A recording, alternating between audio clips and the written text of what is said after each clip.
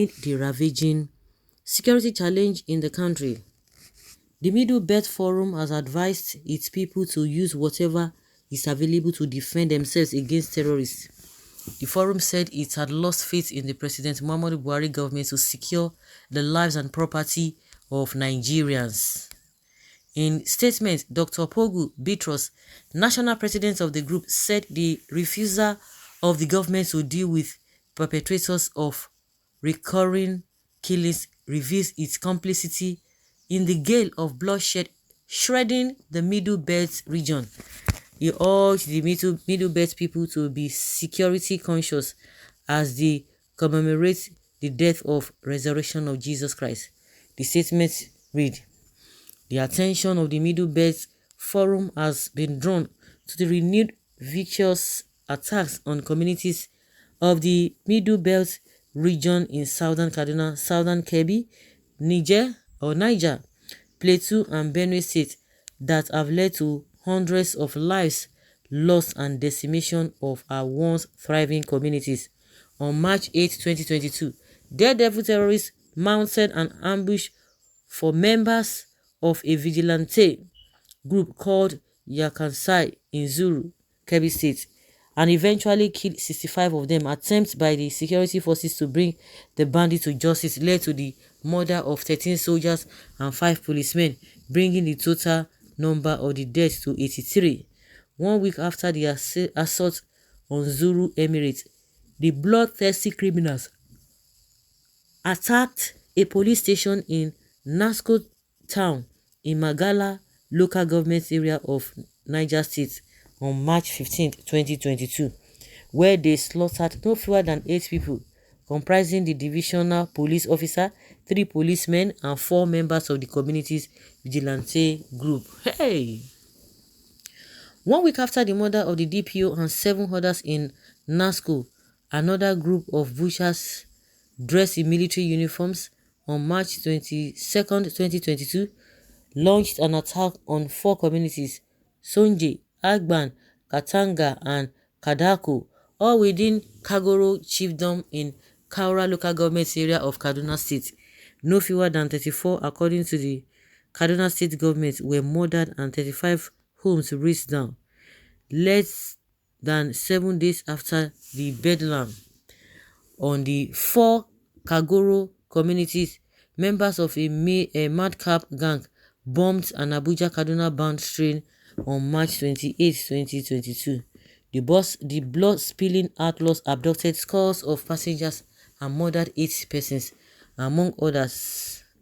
The Nigerian Railway Corporation is yet to account for the whereabouts of 165 passengers that were on the ill-fated trip. While the nation was mourning these avoidable murders, another deadly assault on Kadanye village in Kajuru local government area and Akibu village in Kasha local government area left 8 persons, mostly women and children, dead, while 28 were abducted in April 6, 2022.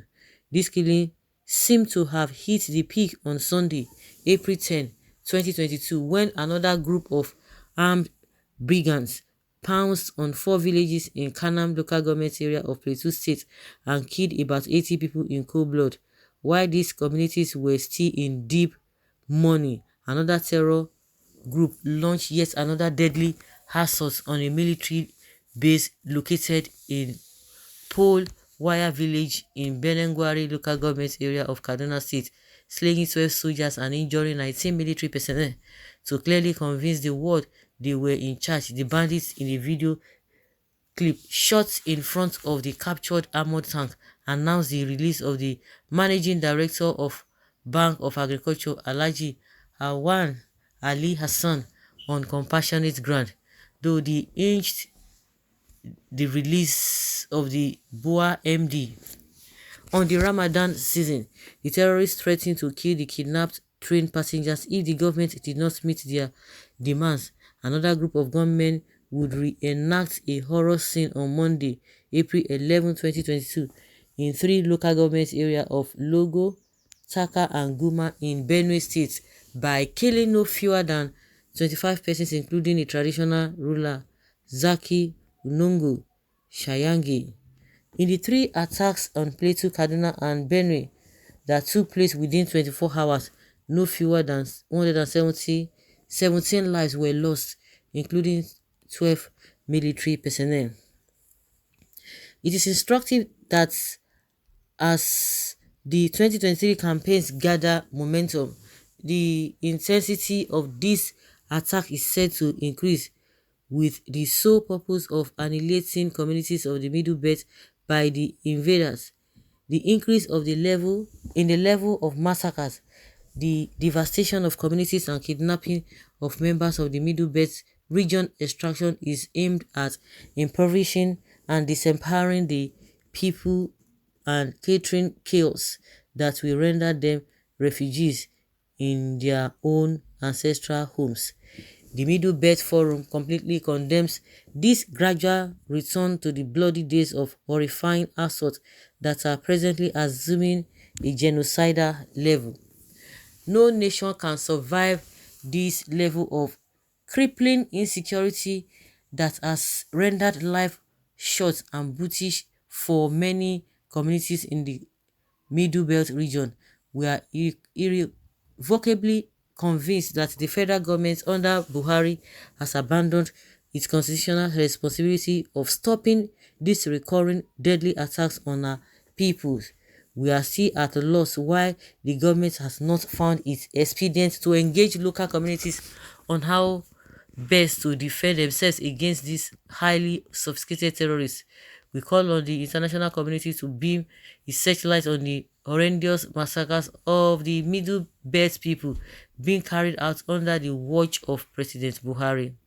The refusal of the government to deal with the perpetrators of these recurring killings reveal its complicity in the gale of bloodshed shredding the Middle Belt region. The Middle Belt region has lost faith in the capacity of President Muhammadu Buhari to secure the lives of of our people. Yes. Okay, the Middle Belt region has lost faith in the capacity of President Muhammadu to secure the lives and property of Nigerians. We call on our people to be alert and use whatever is available to them to stand firm and resist these bloodthirsty invaders.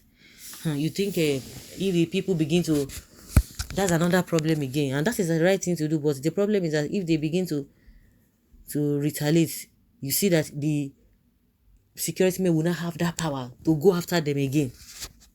They will have that power to go after them.